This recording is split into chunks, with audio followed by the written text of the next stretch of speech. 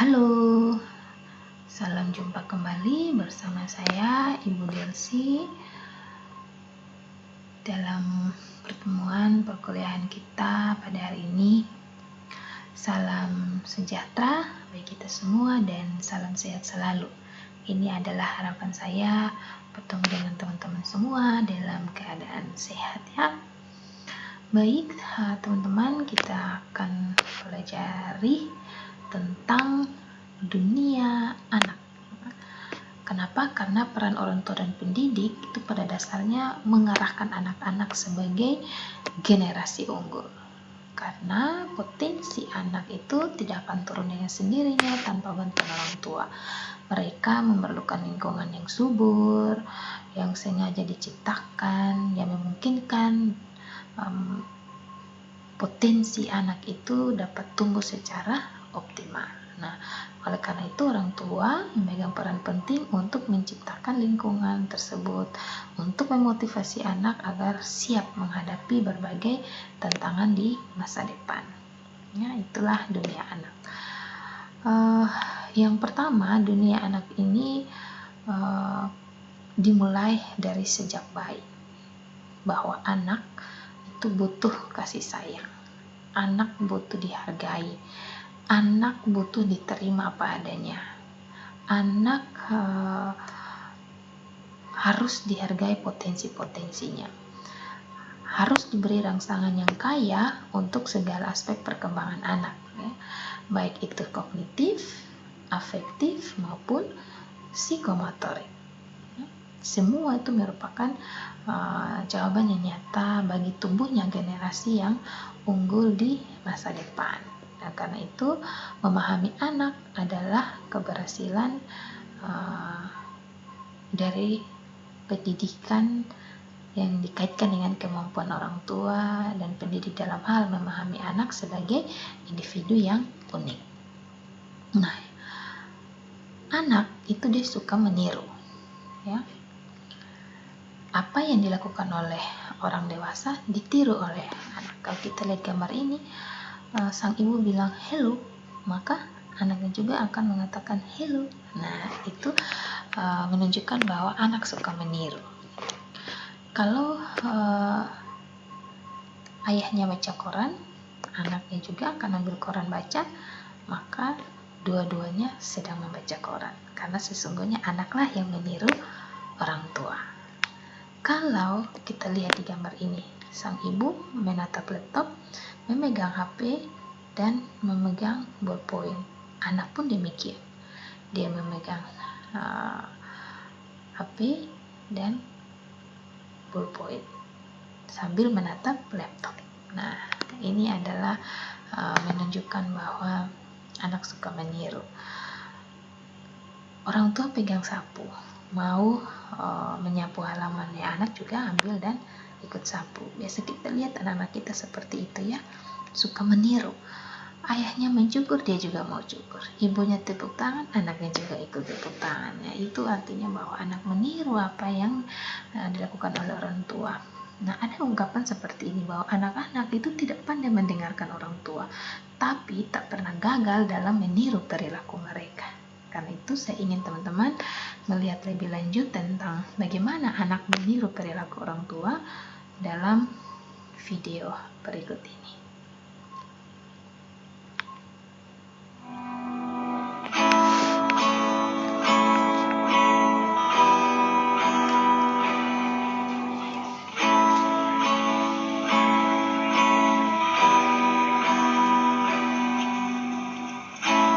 Looks like rain again today. Dark clouds gather and fill the sky.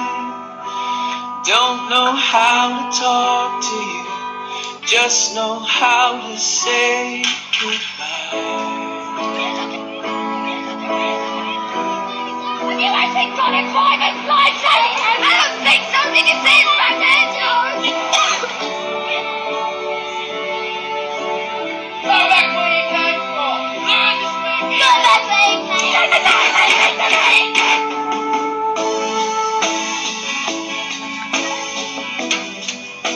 I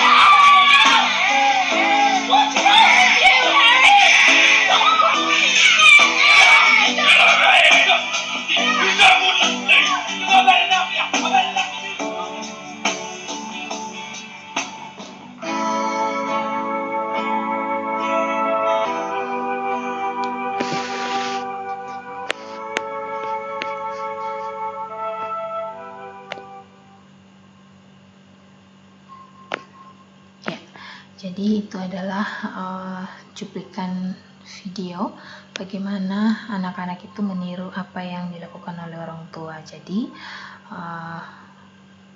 sebagai orang tua, sebagai orang dewasa, tunjukkanlah perilaku yang baik, maka anak akan meniru. Sebaliknya, jika perilaku yang buruk yang ditunjukkan, maka pasti anak juga akan meniru perilaku buruk dari orang tuanya. Karena anak melihat, anak melakukan. Children see, children do. Yang berikut adalah dunia anak adalah dunia bermain. Jadi kita tidak bisa memaksakan anak itu harus belajar melulu, tidak bisa. Karena aktivitas mereka itu ya lebih banyak main daripada belajar.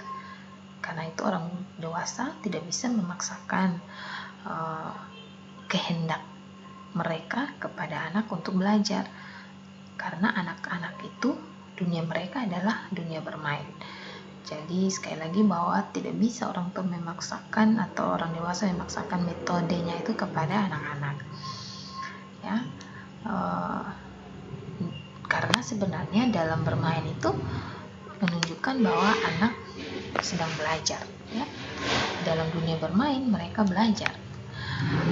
Banyak manfaat yang dapat diambil dari permainan-permainan anak, terutama bagi pembentukan sikap mental dan nilai kepribadian anak. Misalnya, dengan bermain, menyadari keteraturan, peraturan, dan berlatih menjalankan komitmen yang dibangun dalam permainan tersebut. Yang kedua, anak belajar menyelesaikan masalah dari kesulitan terendah sampai kesulitan tertinggi. Yang ketiga, anak berlatih sabar menunggu giliran setelah temannya menyelesaikan permainannya. Yang keempat, anak berlatih bersaing dan membentuk motivasi dan harapan hari esok akan ada peluang memenangkan permainan. Yang kelima, anak-anak sejak dini belajar menghadapi risiko kekalahan yang dihadapi dari permainan. Jadi ada manfaat dari kegiatan bermain anak. Yang berikut, anak ini masih berkembang. Fungsi dan kemampuan anak lebih kompleks, meliputi sensori, di mana anak bisa mendengar, anak melihat, kemudian meraba, merasa, mencium. Ini adalah perkembangan anak yang akan terus dialami dalam setiap tahap pertumbuhan mereka. Kemudian gerakan, ada gerakan halus, ada gerakan kasar. Biasanya kita sebut motorik halus dan motorik kasar daripada anak. Kalau motorik halus itu misalnya anak sudah bisa memegang suatu barang, dia sudah bisa mencoret-coret, menulis, itulah. Kemudian kalau perkembangan motorik kasar itu ya anak sudah bisa berlari, anak sudah bisa melompat, ya, sudah bisa bermain bola, dan melakukan kegiatan lainnya bersama dengan teman-teman mereka. Kemudian berkomunikasi dan berinteraksi. Komunikasi dan interaksi ini misalnya anak tersenyum. Kalau ada yang tersenyum dengan dia, ada yang tersenyum. Anak menangis, ya, dia menunjukkan bahwa dia sedang membutuhkan sesuatu, dia sedang lapar kah, dia sedang haus kah. Itu bentuk komunikasi dan interaksi anak dengan orang dewasa. Mereka mau berbicara, mereka mau menyampaikan sesuatu. Itulah dunia anak. Kemudian kognitif. Dunia anak ini terkait dengan kognitif, yaitu bagaimana anak mempunyai kemampuan mengenal, anak punya kemampuan mengingat, anak punya kemampuan membandingkan, anak punya kemampuan memecahkan masalah, dan kecerdasan.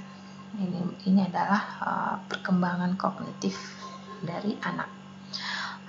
Dunia anak juga adalah dunia bersosialisasi. Jadi mereka tidak hanya dekat dengan ibu, tapi mereka sudah bisa bersosialisasi atau mengembangkan hubungan sosial dengan orang lain di luar orang tua, misalnya dengan kakak, dengan saudara sepupu, dengan opa, dengan oma, dengan teman-teman sebayanya dan sebagainya.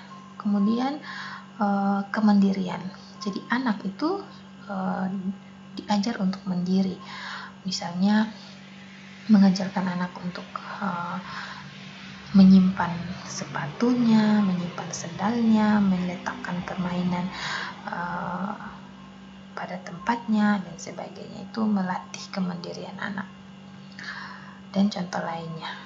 Yang berikut adalah kreativitas. Nah, kita harus tahu bahwa anak itu punya dunia kreativitas yang melibatkan interaksi otak, perasaan, dan gerak dari anak tersebut, sehingga kita bisa lihat bagaimana anak itu punya daya imajinasi. Contoh, kalau kita lihat anak-anak sedang bermain, mereka melipat kertas bentuk pesawat, mereka terbangkan, mereka bilang ini pesawat. Nah, itu mereka sedang berimajinasi.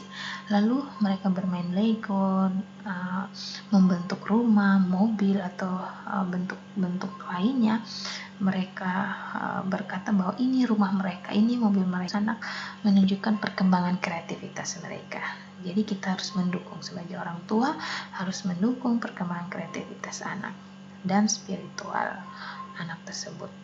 Nah, anak-anak ini tetap anak-anak, karena itu sebagai orang dewasa tidak bisa dan tidak boleh